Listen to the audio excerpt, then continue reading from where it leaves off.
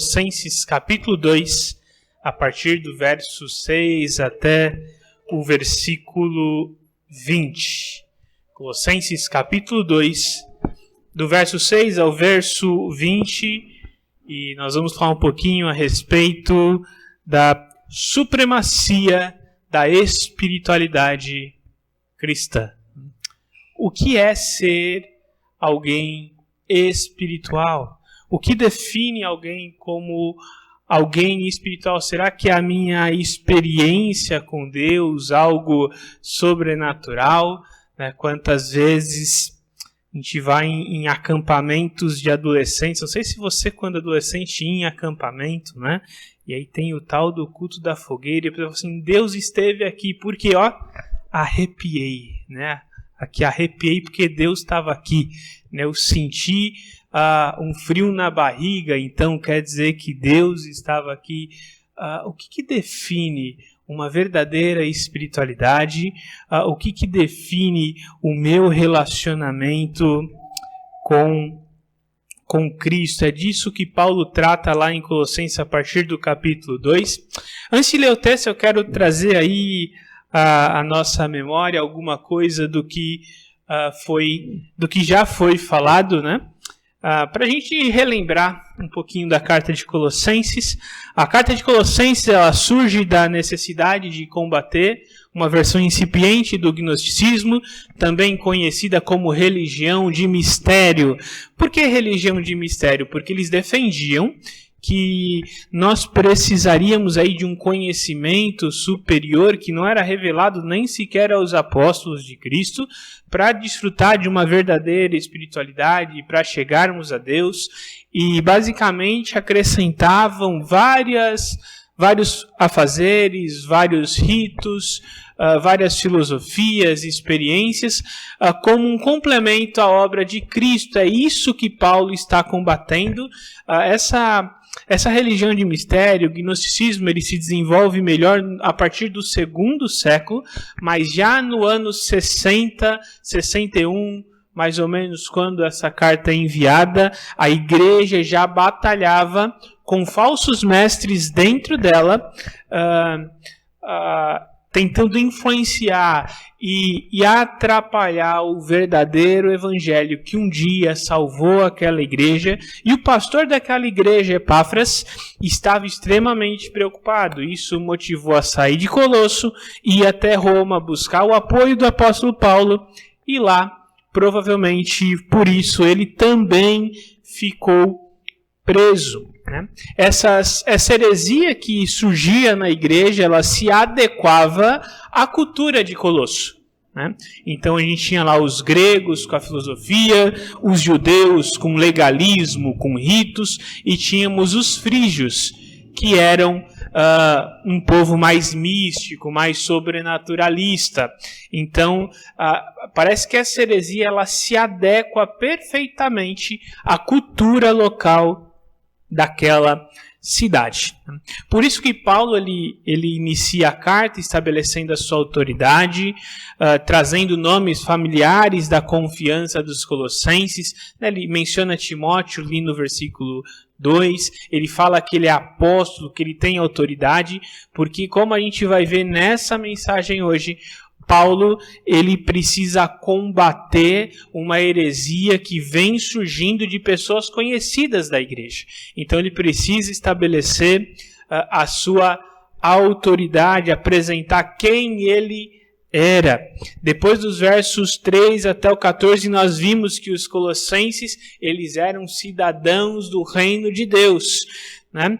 Um reino pessoas redimidas por Cristo, e o que marcava essas pessoas do reino era o testemunho delas, mas mesmo com bom testemunho e cidadãos do reino, eles necessitavam de intercessão por um pleno conhecimento de quem era Cristo Jesus. E por isso Paulo agradece a Deus pela vida deles e também ora para que eles assim continuassem. Depois, em seguida, nós vimos a supremacia da pessoa de Cristo, que é expressa por meio da sua posição especial na criação, na redenção e na consumação de todas as coisas. Perceba como Paulo vem desenvolvendo aqui o argumento. Primeiro ele fala quem é o público dele, reconhece esse público como cristão, e aqui ele começa a lidar com os problemas que eles vinham enfrentando. Cristo Jesus, ele é supremo. E isso fica evidente, porque ele é o primogênito da criação e o primogênito da igreja. Ele esteve na criação, ele é a origem da redenção e a esperança da consumação. Depois vimos a supremacia da obra de Cristo ali dos versos 21 ao 23, quando nós vimos que a supremacia da obra de Cristo é expressa por meio da reconciliação, santidade e a esperança da eternidade. Podemos perceber lá que essa obra é a única obra capaz de reconciliar o homem pecador, gerar nesse homem pecador uma vida inculpável, uma vida diferente. Eu sou santo não pela minha própria capacidade, mas pela capacidade da obra de Cristo gerada em mim. E a minha esperança não está aqui, ela está na eternidade. Na semana passada nós vimos a supremacia do ministério cristão, que exige um servo dedicado e centrado na pessoa e na obra de Cristo. É por isso que eu, como cristão, eu posso amar uma igreja que eu não conheço. Paulo, ele se dedicava, ele se coloca como modelo desse servo que é dedicado, que completa as aflições de Cristo pela igreja, que sofre por uma igreja que ele ama, ainda que ele não conheça, porque são irmãos em Cristo, genuínos irmãos em Cristo, família de Deus, corpo cujo Cristo é a cabeça. E hoje no texto nosso nós vamos ver como a supremacia da espiritualidade cristã é expressa por meio de um relacionamento pessoal com Cristo, que é superior a filosofias, legalismos, experiências ou sacrifícios pessoais. Então quero convidar você a abrir lá em Colossenses capítulo 2, a partir do verso 6 diz assim: portanto, assim como vocês receberam Cristo Jesus, o Senhor, continuem a viver nele, enraizados e edificados nele, firmados na fé, como foram ensinados, transbordando de alegria. Tenham cuidado para que ninguém os escravize às filosofias vãs e enganosas que se fundamentam nas tradições humanas e nos princípios elementares deste mundo, e não em Cristo. Pois em Cristo habita corporalmente toda a plenitude da divindade, e por isso, e por estarem nele, que é o cabeça de todo poder e autoridade, vocês receberam a plenitude. Nele também vocês foram circuncidados, não com uma circuncisão feita por mãos humanas, mas com uma circuncisão feita por Cristo, que é o despojar do corpo da carne. Isso aconteceu quando vocês foram sepultados com ele no batismo, e com ele foram ressuscitados, mediante a fé no poder de Deus, que ressuscitou dentre os mortos. Quando vocês estavam mortos em pecados e na incircuncisão da sua carne, Deus os vivificou com Cristo. Ele nos perdoou todas as transgressões e cancelou a escrita da dívida que consistia em ordenança e que nos era contrária. Ele a removeu, pregando-a na cruz, e tendo despojado os poderes e autoridades, fez deles um espetáculo público, triunfando sobre eles na cruz. Portanto, não permitam que ninguém os julgue pelo que vocês comem, bebem, ou com relação a alguma festividade religiosa, ou a celebração das luas novas, ou dos dias de sábado. Essas coisas são sombras do que haveria de vir. A realidade, porém, encontra-se em Cristo. Não permita que ninguém que tenha prazer numa falsa humildade e na adoração de anjos, os impeça de alcançar o prêmio. Tal pessoa conta detalhadamente suas visões. Sua mente é carnal e a torna orgulhosa. Trata-se de alguém que não está unido à cabeça, a partir do qual todo o corpo, sustentado e unido por seus ligamentos e juntas, efetua o crescimento dado por Deus. Já que vocês morreram com Cristo para os princípios elementares desse mundo, porque como se ainda pertencessem a eles, vocês se submetem a regras.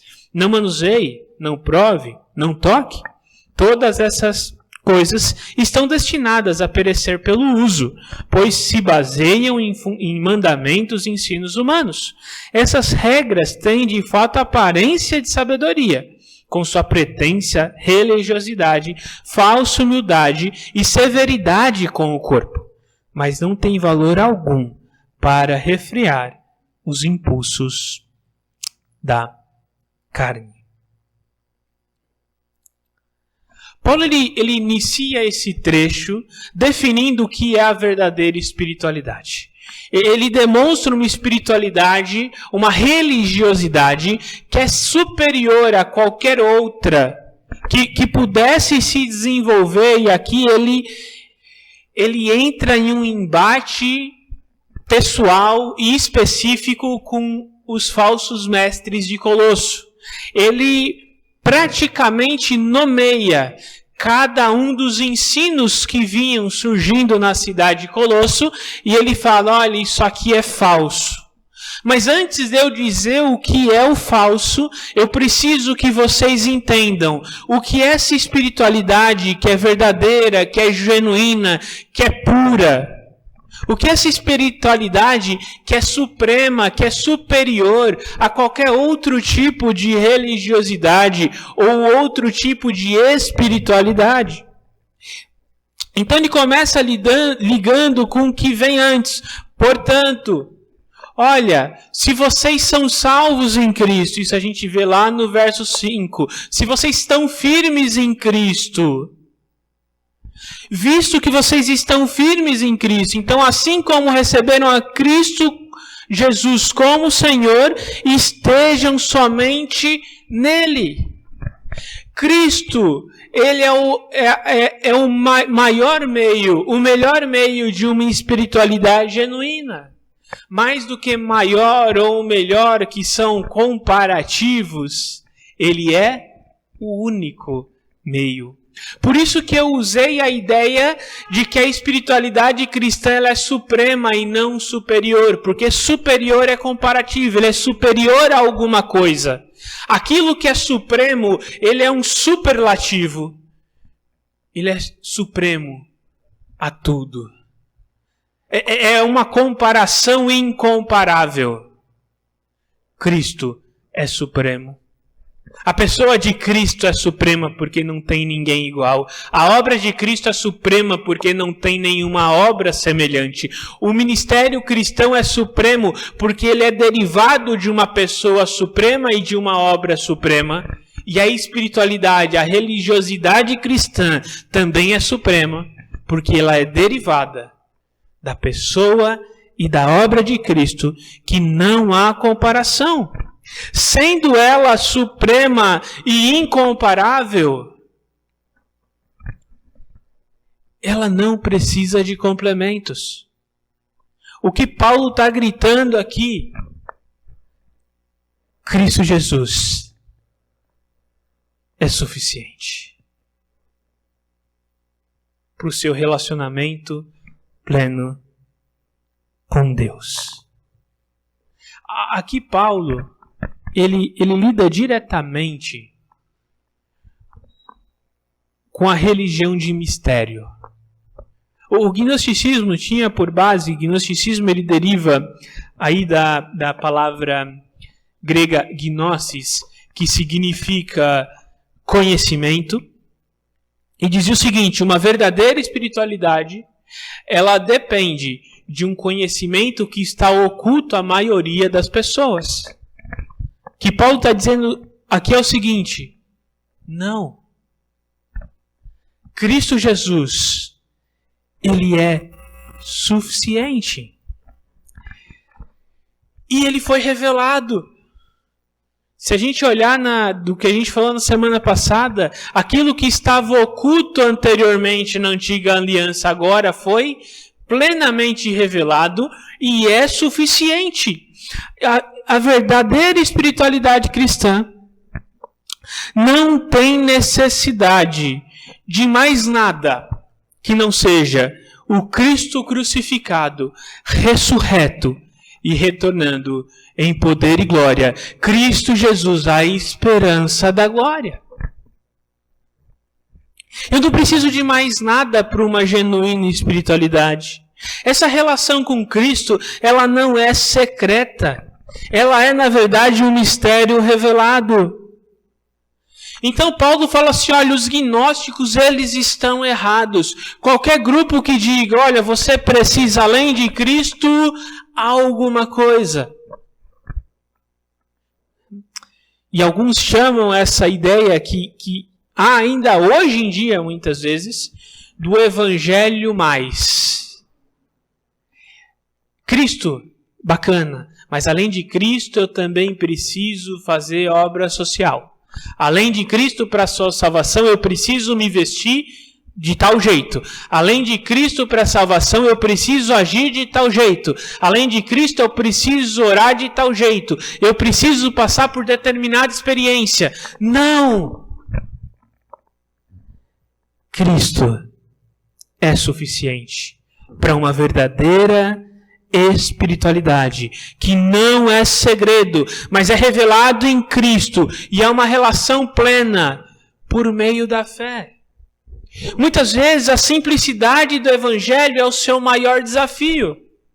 Mas será que eu não preciso me sacrificar de algum modo? Será que eu não preciso abrir mão? Eu não preciso dedicar horas e horas de meditação, de oração, de algum tipo de mantra, reza? Eu não tenho que abrir mão de alguma coisa? Não, Cristo é suficiente. É isso que Paulo está dizendo. Mais para frente, no desenvolvimento da carta, a gente vai perceber que as obras e aquilo que acompanha um cristão, ela é consequência da experiência e da espiritualidade plena com Cristo. Mas ela não é uma condição. E esse talvez é um dos grandes desafios do Evangelho. É percebermos que Cristo basta. Porque a nossa tendência é querer buscar mais. Será que apenas uma resposta pela fé é suficiente? Será que eu não tenho que fazer alguma coisa que me desgasta? Não. E essa é a beleza do Evangelho. Cristo fez tudo. A diferença da espiritualidade cristã, dessa suprema espiritualidade cristã, e praticamente todos os outros meios religiosos que já existiram e que existem hoje, é essa. Nos meios religiosos, eu realizo boas obras, eu de algum modo me sacrifico, em algumas culturas eu flagelo o meu corpo, em outras eu tenho que dedicar, entregar alguma coisa, ter uma frequência de reuniões, eu tenho que fazer alguma coisa para que Deus me aceite. Esse é o caminho natural da religião. Eu vou na direção da divindade de alguma forma, e aí as religiões elas mudam o meio. Algumas com sacrifício de animais, outras sacrificando humanos, outras com flagelo no corpo, outras com algumas regulamentações religiosas, mas é eu que vou na direção da divindade.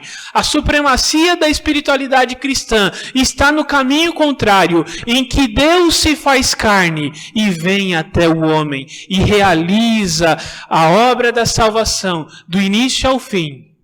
E é por isso que a salvação é pela fé. Uma linguagem mais de Efésios, que é outra carta mais ou menos da mesma época, né? A salvação é pela graça. Eu não merecia. Qual que é o meio? A fé. não vem de obras, para que ninguém se glorie. É isso que Paulo está afirmando aqui.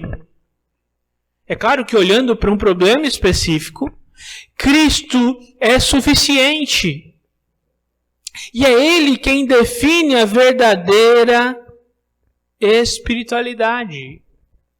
E agora que Ele definiu o que é o espiritual, Ele afirma já no versículo 7 que Ele vai lidar com outros tipos de espiritualidade que têm a aparência de ser superior, mas que não se comparam ao verdadeiro evangelho. A primeira deles que ele vai lidar é dos versos 8 ao 10. Dos versos 8 ao 10. Tenham cuidado para que ninguém os escravize a filosofias vãs e enganosas que se fundamentam em tradições humanas, em princípios elementares deste mundo e não em Cristo. Pois em Cristo habita corporalmente a plenitude da divindade. Em Cristo habita corporalmente a plenitude da divindade, por estarem nele, que é o cabeça de todo poder e autoridade, vocês receberam a plenitude. Vocês receberam tudo. O que é alguém que é pleno? Alguém que é pleno é alguém que é completo. Alguém que é completo não precisa de nada mais. Em Cristo habita corporalmente a plenitude, ou seja, Ele é completamente Deus e essa divindade habita corporalmente em Cristo. E aqui Paulo está atacando diretamente a filosofia grega. Platão. O corpo é a prisão da alma. Quando alguém morre, a alma é liberta da prisão que é o corpo. Cristo morreu, mas Ele ressuscitou em corpo. Isso aqui é um problema para os gregos. É um problema para a filosofia grega. É um problema para a cultura grega. No século II, se desenvolve uma heresia a partir do gnosticismo chamada docetismo, que é derivada da palavra dokel, que é parecer, se parecer, que dizia o seguinte: Cristo, Ele é Deus, mas Ele não era homem. Ele se parecia com um homem. E na crucificação, Ele fingiu morrer. Porque Ele não era humano, Ele era Deus, não tinha como morrer. Perceba como a cultura grega era tamanha nessa região que havia uma dificuldade com a fé cristã. O que Paulo está dizendo é o seguinte: esses filósofos não compreenderam o verdadeiro evangelho. Não sejam enganados por vãs filosofias, engenhosidades humanas. Não existe uma filosofia que se compare ao poder do evangelho. Aqui Paulo está dizendo o seguinte: a filosofia, ela é limitada e tem origem humana. Enquanto essa espiritualidade plena e verdadeira, que só depende de Cristo, um Cristo humano e divino, que não é compreendido por essa filosofia, ali está a verdadeira espiritualidade. Em Cristo é a relação pessoal com Cristo humano, divino, primogênito da criação e da nova criação, redentor. Esse é superior a qualquer ideia humana. Certa vez eu discutindo com um professor de faculdade, que eu morava em Rio do Sul, tinha lá um professor de filosofia, né? Esses são os mais divertidos, e ele, sabendo que eu era pastor, né, trabalhava em plantação de igreja lá, e ele falou assim: não, o evangelho ele foi uma construção social, cultural da filosofia grega. Aí eu virei para ele e falei assim, olha, com todo respeito, com seus PhDs aí, eu, coitado, só tenho meu bacharel em teologia, mas nem a minha pós em gestão estratégica eu tinha feito ainda, nem para falar que eu tinha MBA, né? Você com seus PhDs e eu, coitado, só com o meu bacharelzinho, mas com todo respeito, ou você não conhece filosofia, ou você não conhece o Evangelho. Como você é professor de filosofia, então eu presumo que você não conhece o Evangelho. Por quê? Porque o Evangelho ele é contrário à filosofia grega. Se você estivesse no primeiro século, você quisesse fazer uma religião popular, o que você faria? O gnosticismo. Uma religião que prega experiências sobrenaturais a partir de uma filosofia aceita culturalmente, que nega uma divindade que se torna humana, porque isso é o problema para a filosofia grega. Porque o corpo é a prisão da alma. O Evangelho, ele é contracultural, ele era contracultural no primeiro século, ele é contracultural hoje na nossa filosofia, hoje no século 21. E vai ser enquanto o mundo existir, porque qualquer filosofia tem a sua origem na engenhosidade humana. Nenhuma ideologia, nenhuma filosofia, seja filosofia de vida, seja filosofia política, seja qualquer âmbito de filosofia, vai se adequar a Cristo, porque Cristo não é de origem humana. A espiritualidade suprema cristã, que é vinculada a Cristo, ela é superior a qualquer ideologia, a qualquer filosofia, a qualquer ideia humana que venhamos a ter. Então, seja no primeiro século, seja no século 21, o Evangelho, que em Colossenses é revelado a supremacia do Evangelho, nunca vai se adequar a nenhum tipo de ideologia, porque as origens são diferentes. Se a minha ideologia pessoal, seja cosmovisão, seja estilo de vida, política, qualquer área, se eu falar assim, olha, a minha ideologia agora, eu percebi que Cristo se adequa plenamente à minha ideologia. Então, provavelmente, eu moldei Cristo aquilo que eu desejo, porque Cristo, ele é superior a qualquer filosofia, seja no primeiro século, seja no presente século. Em seguida, ele vai lidar com os judeus, dos versos 11 ao 17. Né? Dos 11 ao 17, eu vou mencionar, não vou ler os 6 versículos para não me alongar tanto, mas ele começa a descrever religiosidade judaica. Ele fala de circuncisão, né? Ele vai falar de festa das luas, de deixar de comer. Eu sempre brinco, eu falo assim, né? Não sou gordo por acaso, né? Comer carne de porco é pecado? Não, pecado é não comer carne de porco, porque é uma delícia, né?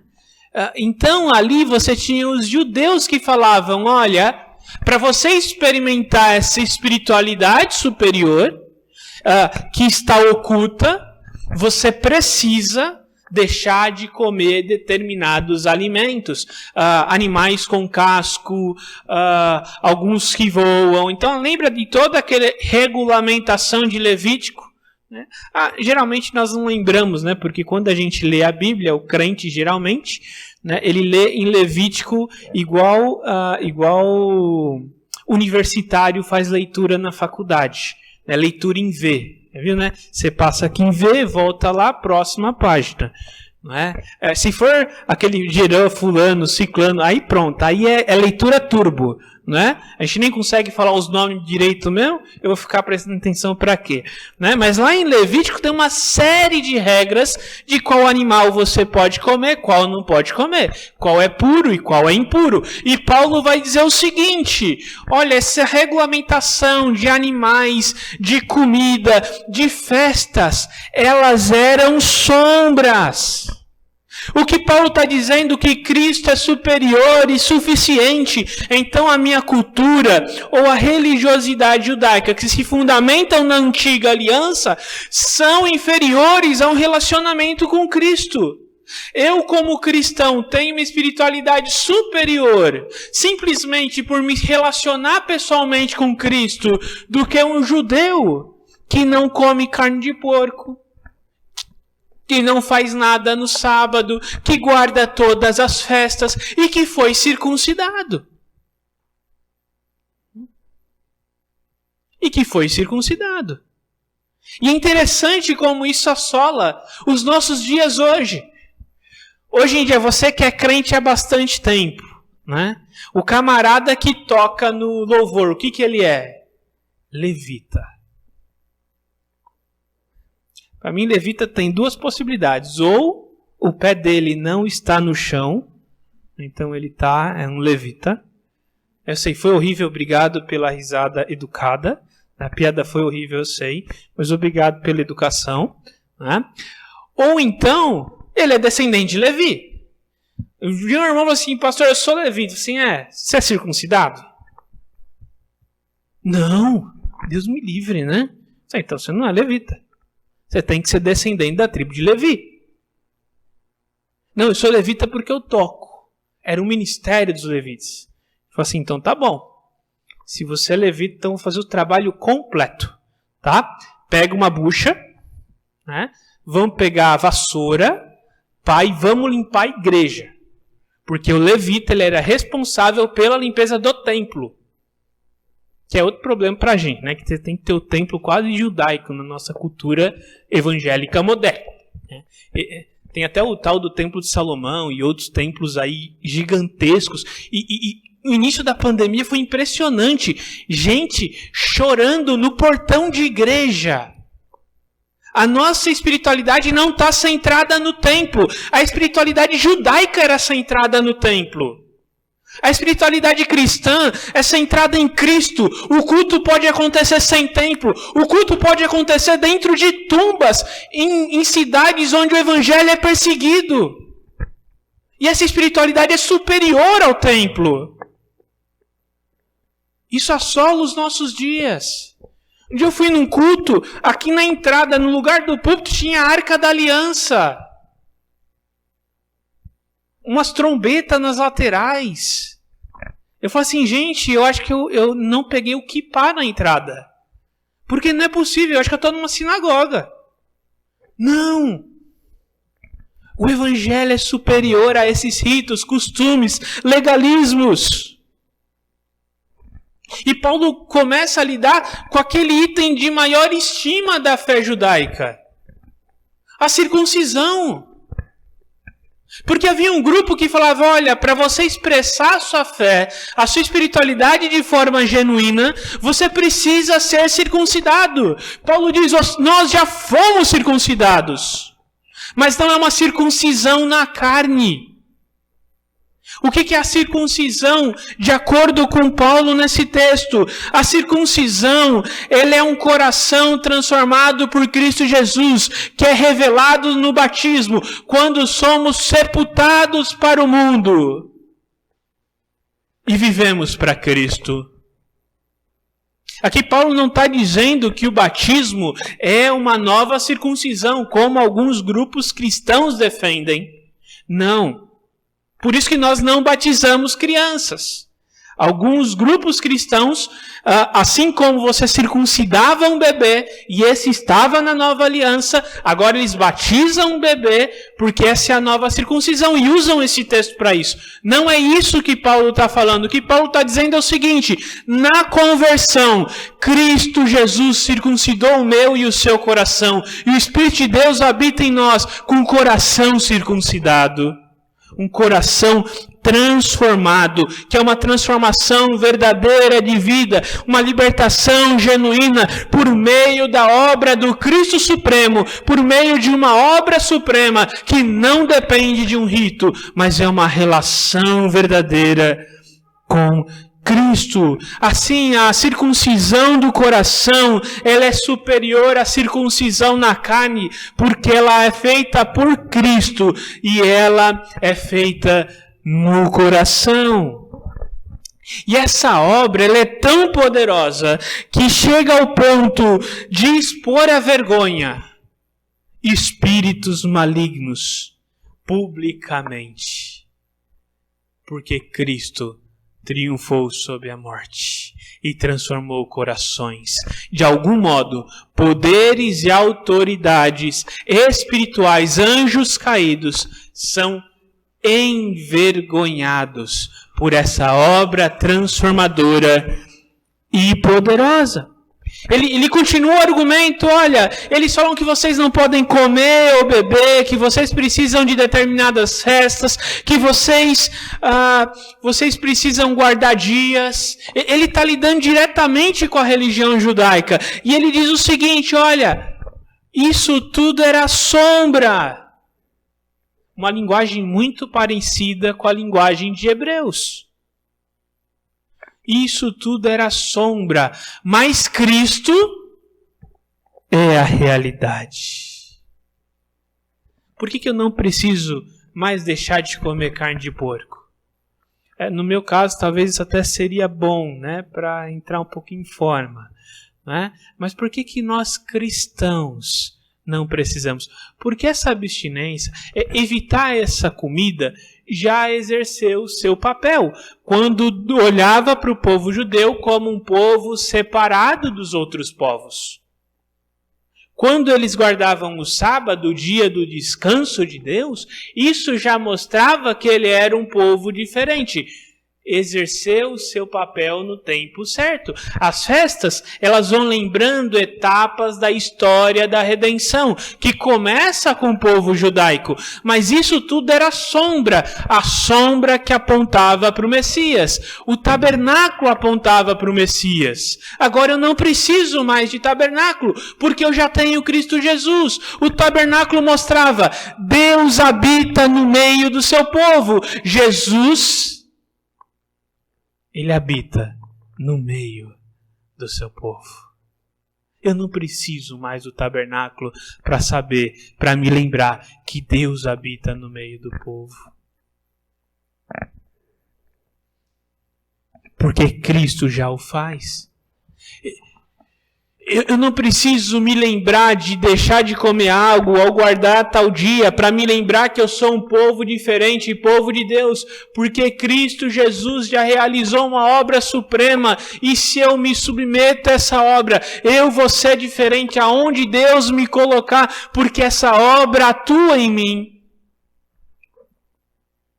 Eu preciso olhar para a realidade e não para a sombra. O relacionamento com Cristo é a realidade que circuncida verdadeiramente os corações por meio de uma obra superior do que a circuncisão na carne, que era acompanhada pelas sombras da antiga aliança. Assim, devemos seguir para uma realidade superior e não continuarmos em uma realidade inferior. E nos versos 18 e 19, Paulo vai mostrar que Cristo é superior e suficiente, então eu não preciso de experiências sobrenaturais. Parece que a fé cristã, ela é extraordinária no cotidiano. A fé cristã, ela se desenvolve, ela mostra o seu poder no dia a dia. Não é como uma experiência mística e sobrenatural, como muitas vezes nós esperamos. E aqui eu falo nós como cultura brasileira. Uma cultura que em parte é extremamente católica por um lado, pela história da nossa nação, de colonização portuguesa. Por outro, ela é extremamente animista e mística. Por quê? Religiões de afro-ascendência. Lembra, escravização, vem pessoal da África, índios também, Geralmente eles são místicos, deuses da floresta, espíritos da floresta, tanto índios quanto os africanos, e isso está na nossa cultura. Por isso que mesmo você vê, às vezes, católicos que são meio místicos e sincretistas, isso é muito comum na nossa nação.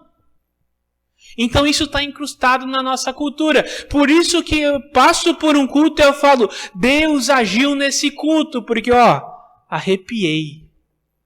Mas se na pregação você não arrepiar, é que Deus não falou? Você não sentir lá, o friozinho na barriga? Se você não tiver uma experiência emocional, será que Deus não atuou? Será que Deus não está transformando? Será que o Espírito de Deus não está usando a palavra pregada?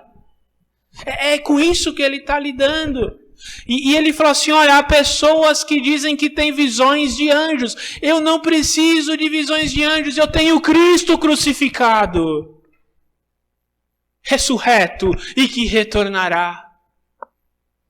E mais, muitas vezes, acontecia no primeiro século e muitas vezes eu vejo isso acontecendo hoje. Nós estabelecemos hierarquias baseado em experiências. Se eu chamo alguém para dar um testemunho aqui, qual que é o testemunho bonito? É o camarada que usava droga, ficou lá no lixo. Eu até brinquei há um tempo atrás, falei para minha esposa que eu precisava dar um upgrade no meu testemunho. Porque o meu testemunho é muito fraquinho. Né? Eu fui convertido a Cristo com 4 anos. Tá? Então meu testemunho seria mais ou menos assim. Eu roubava bala, parei de roubar. Né? Eu batia no amiguinho, daí eu parei de bater. Né? Nem mentia, eu não mentia, porque 4 anos não sei se tem... uma mentira boba, talvez, ou outra criança até faz, né? Mas eu pensei em passar algumas temporadas na Cracolândia para dar um up aí no meu testemunho, porque é mais impactante, né? Olha, o fulano estava não sei aonde. Será que eu preciso dessas experiências para dizer se aqui ele teve uma experiência espiritual maior do que a minha conversão com 4 anos? Será que eu preciso de uma visão? E quantas vezes a gente fala assim, olha como isso aparece até de uma forma discreta.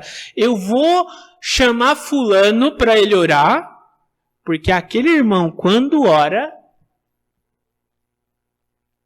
o que eu estou dizendo aqui? Será que hierarquicamente ele está mais perto de Deus do que eu? Se é isso, então eu preciso reavaliar o meu relacionamento com Cristo. E não estou aqui advogando aí contra a intercessão. Eu acho que precisamos interceder, precisamos contar com irmãos. Será que eu vou no pastor pedir uma oração porque a oração do pastor ela é mais poderosa? Não. A resposta depende de quem atua e não de quem ora. Mas muitas vezes isso está incrustado na nossa cultura. Incrustado no nosso coração. Então eu dependo de experiências. E ele diz, olha, essas pessoas muitas vezes, essas experiências as tornam arrogantes. E elas podem impedir vocês de alcançar o prêmio. Que prêmio é esse? Talvez Paulo está usando a mesma linguagem de prêmio que ele usa em Coríntios. Olha, vocês precisam seguir na direção do prêmio. Lá em Filipenses também. O que é o prêmio? O prêmio é olhar para Cristo. O prêmio é uma relação pessoal e verdadeira e genuína com Cristo. Quando eu olho para as experiências, eu olho para pessoas com experiências místicas e sobrenaturais. Muitas vezes eu tiro o foco de Cristo e eu coloco o foco nas experiências. E isso me impede de receber o prêmio. Que prêmio é esse? É salvação? Não. O prêmio é uma relação verdadeira com Cristo. Quem sabe aquela linguagem que ele usou lá atrás de não se afastarem do Evangelho, serem inculpáveis. Esse é o prêmio. É desfrutar pessoalmente da relação com Cristo e não depender de experiências de terceiros ou também não depender de uma experiência pessoal. E aqui eu não quero dizer que não existem experiências sobrenaturais na fé cristã. Muitas vezes elas acontecem. E Deus age de modos diferentes com pessoas diferentes. Agora, a experiência, ela não pode tomar o lugar de Cristo. Cristo é o centro do Evangelho. A sua experiência com Deus pode ser a cereja do bolo. Mas a gente não pode transformar a cereja no bolo. Não. Cristo é o centro da minha espiritualidade. E essa espiritualidade, ela é superior a qualquer experiência que eu possa ter. Os gnósticos falavam que essas experiências demonstravam uma espiritualidade superior. O que Paulo está dizendo é o contrário. Não, essas pessoas que dizem isso, elas são arrogantes. Porque tudo que você precisa saber já foi revelado. Esse mistério foi revelado. E esse mistério tem nome. Esse mistério não é uma experiência. Esse mistério não é um rito. Esse mistério não é uma filosofia. Esse mistério é Cristo Jesus, morto, ressurreto, e que um dia voltará. E finalmente, dos versos 20 a 23, Cristo é superior e suficiente. Então, os sacrifícios pessoais de autonegação, autossacrifícios, são inferiores e ineficientes para uma verdadeira espiritualidade. Paulo começa dizendo, olha, se vocês estão em Cristo, por que ainda vocês vivem como se não estivessem? Seguindo regulamentações de não toque, não manuseie, não prove. Você não precisa abrir mão de prazeres para expressar uma verdadeira espiritualidade. E Paulo ainda vai dar, olha, essas coisas, elas têm cara de espiritualidade. Elas se parecem com espiritualidade. Mas, na verdade, por que elas não são? Porque na minha própria capacidade, eu não consigo refriar a carne. Então, de nada adianta eu seguir essas regulamentações humanas. Talvez você se lembre lá atrás quando Paulo diz, né, que ele completa as aflições de Cristo. Será que ele está sendo contraditório aqui? Não. Lá no verso 1:24 ele diz, olha, eu completo em meu corpo as aflições de Cristo. Qual que é a diferença dele completar no corpo dele as aflições de Cristo e essas pessoas deixarem de comer, deixarem de desfrutar da sexualidade, ou deixarem, ou se autoflagelarem?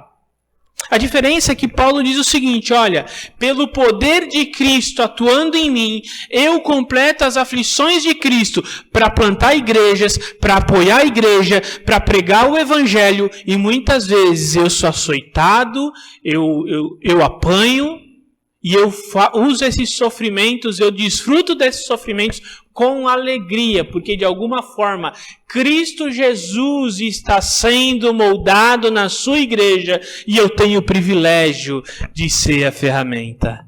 Enquanto esses falsos mestres, eles diziam o seguinte, olha, eu vou deixar de comer por 30 dias e eu vou ser mais espiritual. Essa é a diferença. Não existe autossacrifício que me torne mais espiritual. Eu vou deixar de ter relação sexual com a minha esposa por 1 ano, aí eu vou ficar super espiritual. Não. Eu vou deixar de comer por 2 meses. Eu não vou, né, assistir novela, e eu esqueci aqui os slides, né? Aqui eu fui embora, já estou lá no final e o slide ficou para trás. Vocês me perdoem, né? O problema é a pecinha que fica atrás do controle. A tecnologia é assim. Né? Então, nada disso, nenhuma regra. Não, eu sou mais espiritual porque eu me visto assim ou assado. Ou eu sou mais espiritual porque eu faço isso ou não faço aquilo. Eu sou mais espiritual porque antigamente, né, tinha umas igrejas lá que ninguém podia jogar bola porque a bola era a bola do capeta, né? A televisão era a caixinha do diabo. Então eu sou mais espiritual porque eu não assisto TV. Bom, se você evitar alguns programas, talvez você seja mais espiritual, porque evitar esses programas é consequência do seu relacionamento com Cristo. Agora, isso não te torna mais espiritual simplesmente por evitar, porque a minha capacidade, ela é consequência de Cristo. Cristo é o centro, não o meu sacrifício, não aquilo que eu abro mão. Cristo, Ele é tudo. Todas essas questões, tudo que eu posso abrir mão, ele pode se parecer com algo espiritual. Mas a verdadeira espiritualidade está em mim, me rendendo a Cristo, sendo sepultado e ressuscitando com Ele por meio, ou sendo ilustrado isso no batismo, por meio da fé e expresso publicamente no batismo. E aí está o motivo do porquê eu sou adepto do batismo por imersão, por conta daquilo que ele ilustra. Não é? Quando eu afundo alguém, não é, na água, eu estou ilustrando que ele foi sepultado para o mundo e agora ressurge para uma nova vida com Cristo Jesus. Em situações excepcionais, talvez a gente use a aspersão, né, de repente está internado e precisa alguma coisa, mas em um modelo padrão, o melhor modelo que ilustra essa realidade é a imersão, por conta da obra de Cristo em nós. E o que Paulo está dizendo? Cristo é suficiente. Se eu vou abrir mão de alguma coisa, é por consequência do meu relacionamento com Cristo. Agora, se eu estou abrindo mão de algo, porque isso vai me deixar mais espiritual, o que Paulo diz isso tem cara de espiritualidade. Mas é um engano.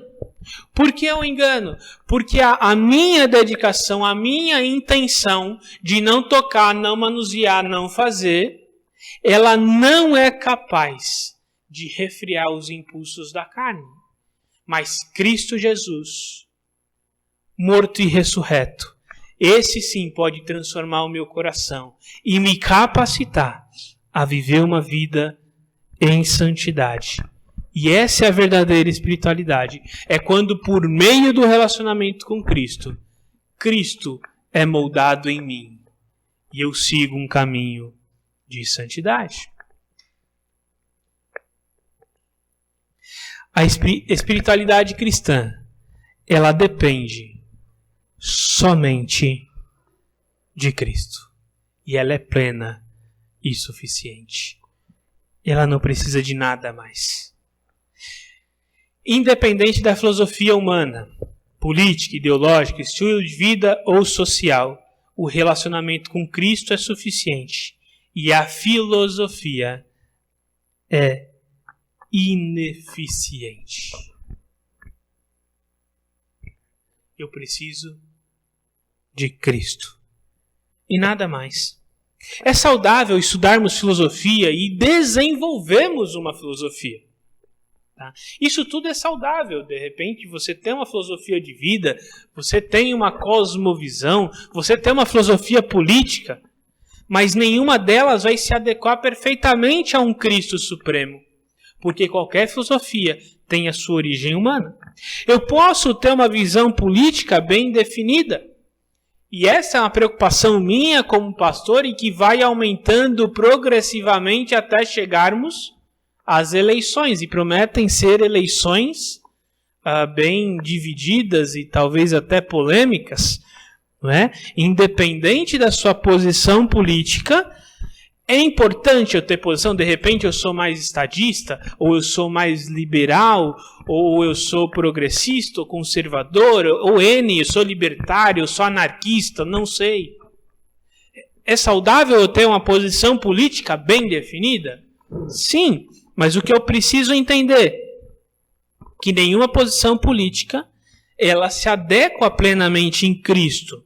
Ou seja, a minha percepção política, ela não representa a única virtude ou espiritualidade. Ah, não, para você ser um crente, você tem que ser conservador e votar no fulano.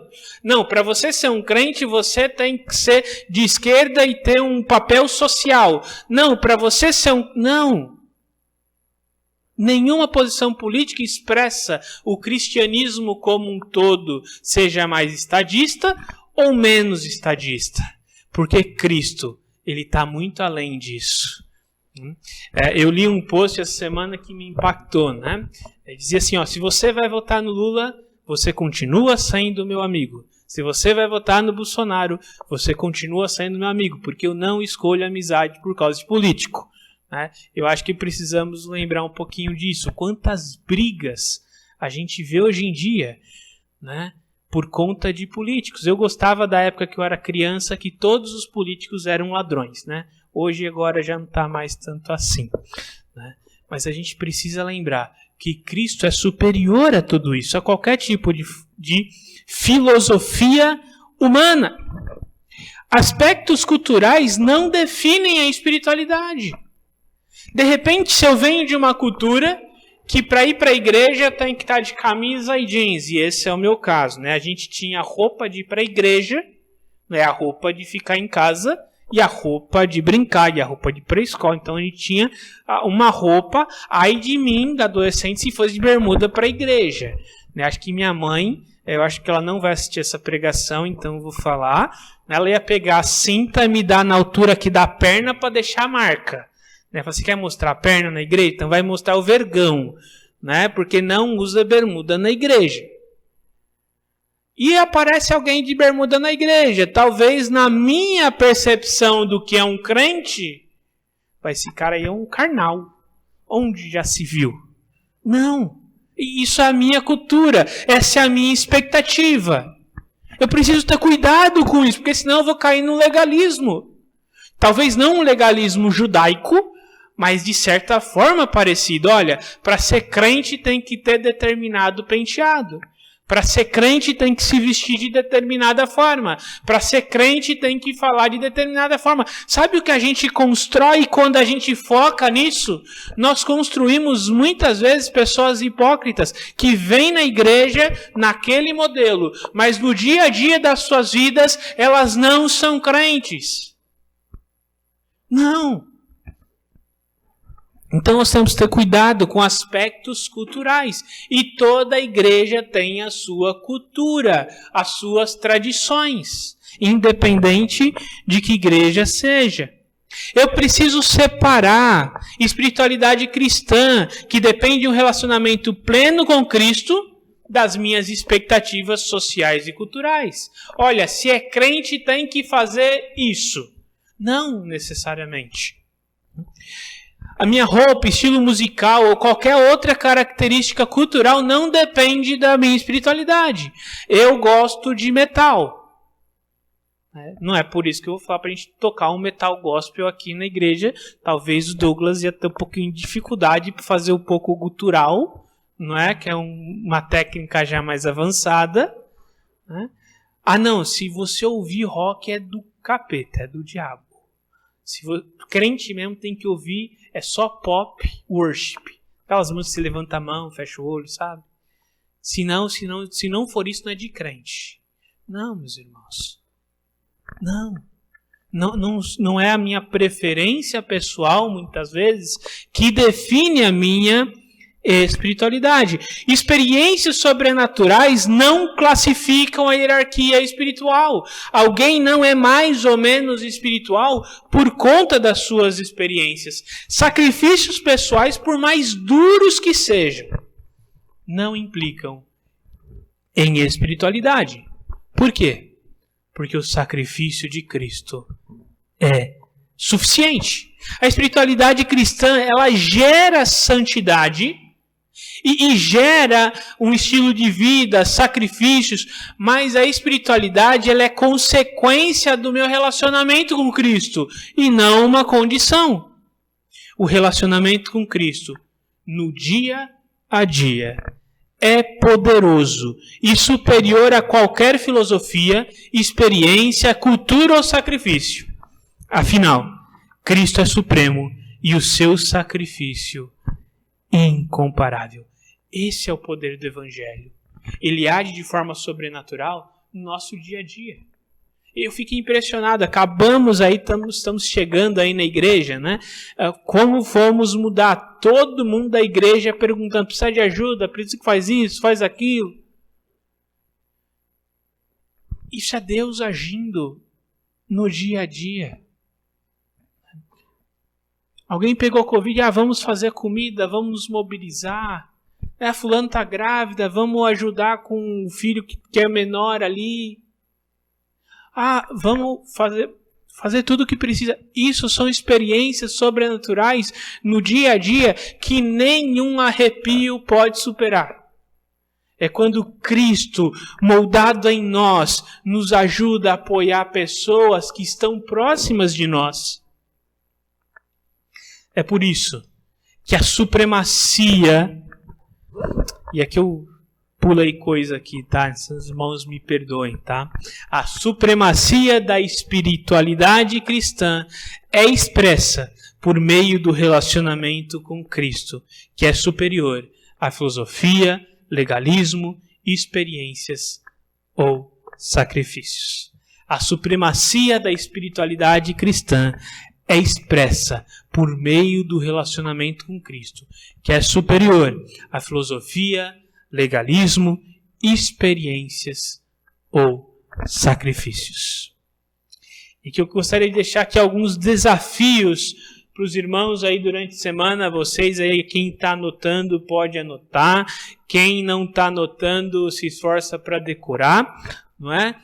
Para durante a semana. O primeiro desafio: avaliar se alguma filosofia política, seja política, ideológica, filosófica, pedagógica, estilo de vida ou qualquer outra coisa, tem tido maior importância do que o meu relacionamento com Cristo. Será que a visão política ou filosófica tem me impedido de me relacionar com o irmão em Cristo? Então, provavelmente, a minha visão política tem superado o meu relacionamento com Cristo, porque eu me relaciono com outro irmão, como irmão em Cristo, por causa de Cristo, e não da filosofia de vida. Avalie se alguma expectativa cultural, ritual ou legalista tem maior importância do que o meu relacionamento com Cristo. Será que se alguém, olhando para o meu caso, né, se alguém chegasse aqui de bermuda no culto, será que eu não falaria com essa pessoa, ou já diria só, isso aqui é um carnal? Simplesmente por conta das minhas expectativas culturais?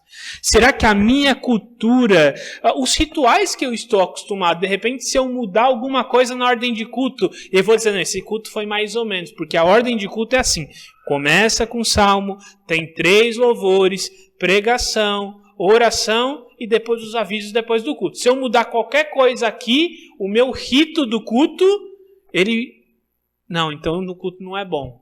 Será que a minha expectativa cultural, um penteado diferente, chegar alguém aqui com cabelo rosa, né? Chegar um roqueiro, ou um estilo de roupa que eu não espero ver na igreja, será que isso me impede de me relacionar como irmão em Cristo?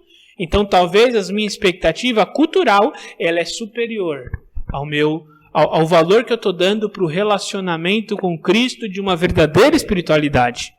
Avalie se as experiências pessoais e sobrenaturais têm maior importância que o relacionamento com Cristo. Será que eu fico aguardando que eu tenha algum sentimento, experiência sobrenatural, ou espero de alguma forma que isso aconteça? Será que isso tem tomado o lugar de Cristo Jesus? E, finalmente, avaliar se o sacrifício pessoal tem maior importância que o relacionamento com Cristo.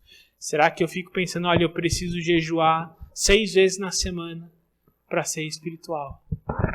Ou eu preciso deixar de fazer alguma coisa, ou não, ou me sacrificar de algum modo. E tenho estabelecido esse padrão com o mesmo patamar da pessoa de Jesus Cristo, da obra de Jesus Cristo. Então, talvez, o relacionamento de Cristo com Cristo ele está diminuindo. E o meu autossacrifício assumindo essa posição. Quando o relacionamento com Cristo ele diminui. E qualquer coisa assume essa posição, é o que por definição nós chamamos de idolatria. Idolatria é quando qualquer aspecto cultural, filosófico, experiência pessoal ou sacrifício pessoal assume o lugar que pertence a Cristo. E finalmente, ore a Deus, clamando que compreendamos a verdadeira espiritualidade de um relacionamento genuíno com Cristo, que supera qualquer ideia humana, cultura ou experiência que possamos ter. E essa eu acho que deve ser a nossa oração. Porque é muito fácil colocarmos qualquer coisa no lugar de Cristo. É muito fácil. Se nós não tomarmos cuidado, nós vamos fazê-lo. Pode ser o trabalho, pode ser o dinheiro, pode ser expectativas culturais, pode ser uma filosofia política ou de vida. O desafio é deixarmos Cristo e que Cristo molde todas as outras coisas. Eu quero convidar vocês já a baixar a cabeça e convidar já o pessoal do louvor já vir aqui à frente, que depois dessa oração já louvaremos ao Senhor com o último cântico. Que Deus nos ajude a expressarmos a verdadeira espiritualidade que depende dele. Não depende de cultura, não depende de sacrifício, não depende de filosofia. E que é um grande desafio. Só ele pode gerar em nós. Pai amado, Pai querido, muito obrigado, Senhor, por tua bondade, por tua graça. Queremos, como igreja nessa manhã, clamar ao Senhor que, em nome de Jesus, nós não retiremos a sua posição de primeiro lugar nas nossas vidas e na nossa história. Que nada, nenhuma ideologia, nenhuma cultura, nada assuma essa posição que pertence ao Senhor. Clamamos a Deus que o Senhor nos ajude a servirmos ao Senhor de coração e colocarmos o Senhor no centro de tudo. Porque o Senhor é o centro de tudo. É o centro dessa verdadeira espiritualidade. Espiritualidade que é superior a tudo. Nos ajuda, Senhor. Clamamos em nome de Jesus. Amém.